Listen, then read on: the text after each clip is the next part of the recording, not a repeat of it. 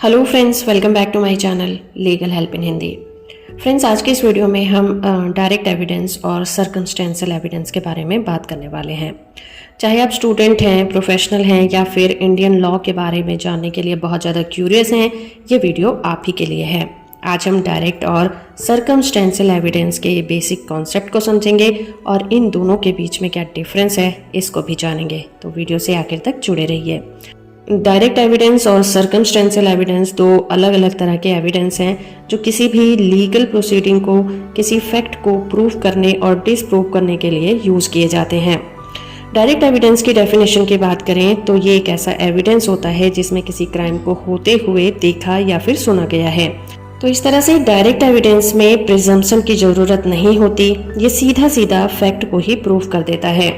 For example, Raman पर हत्या का आरोप है और राजा कोर्ट में अपने बयान में कहता है कि उसने रमन को चाकू से हत्या करते हुए देखा था। राजा की जो गवाही है वो डायरेक्ट एविडेंस है। तो कोर्ट में किसी आई विटनेस का गवाही देना और आरोपी को अपराधी के रूप में पहचानना डायरेक्ट एविडेंस कहलाता है। बात करें अगर सर्कमस्टेंशियल एविडेंस की डेफिनेशन की, तो ये एविडेंस डायरेक्ट एविडेंस के बिल्कुल उलट होते हैं। ये फैक्ट को डायरेक्ट प्रूफ नहीं करते, फैक्ट का अनुमान लगाते हैं। फॉर एग्जाम्पल, आरोपी का डीएनए घटना स्थल पर मिलना ये साबित करता है कि आरोपी घटना स्थल पर गया था या फिर वहां पर मौजूद था। हालांकि इससे ये प्रूव नहीं होता कि क्राइम उसी ने किया है। या फिर रमन ने राजा को हत्या से पहले उसी तरफ जाते देखा था या हत्या के बाद खून से सना चाकू हाथ में पकड़े हुए देखा था, जो कि सर्कमस्टेंशियल एविडेंस कहलाएगा। चलिए अब बात कर लेते हैं इनके डिफरेंस के बारे में। Nature of evidence. Direct evidence एक ऐसा एविडेंस होता है जो कि डायरेक्टली किसी फैक्ट को प्रूव कर सकता है, जबकि सर्कमस्टेंशियल एविडेंस इनडायरेक्टली किसी भी फैक्ट को प्रूव करता है। फॉर एग्जाम्पल, किसी क्राइम की वीडियो रिकॉर्डिंग डायरेक्ट एविडेंस होती है, जबकि घटना स्थल पर किसी का डीएनए मिलना सर्कमस्टेंशियल एविडेंस होता है। रिलायबिलिटी। डायरेक्ट एविडेंस आमतौर पर सर्कमस्टेंशियल एविडेंस से ज़्यादा भरोसेमंद होते हैं क्योंकि ये एविडेंस और फैक्ट के बीच का एक लिंक प्रोवाइड करते हैं। फॉर एग्जांपल, आई विटनेस की गवाही को ज़्यादा रिलायबल माना जाता है, न कि किसी फुटप्रिंट का मिलना। Weight of evidence.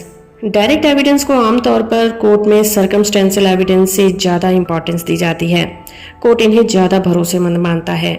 For example, किसी सस्पेक्ट का कन्फेशन करना ज़्यादा वेट प्रदान करेगा, न कि सर्कमस्टेंशियल एविडेंस का, जो कि मोटिव और अपॉर्चुनिटी ऑफ क्राइम को प्रूव करता है।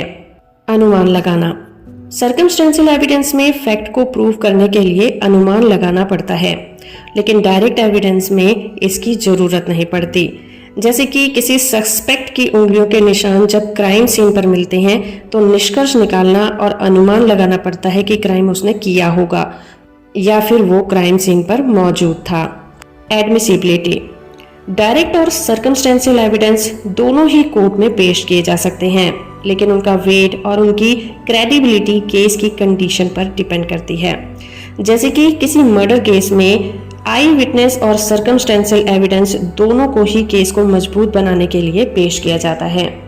तो दोस्तों, डायरेक्ट एविडेंस और सर्कमस्टेंशियल एविडेंस में सिर्फ इतना मेजर डिफरेंस होता है कि डायरेक्ट में अपराध का होना डायरेक्ट प्रूफ किया जाता है और सर्कमस्टेंशियल एविडेंस में कंडीशन जरूरी होती है।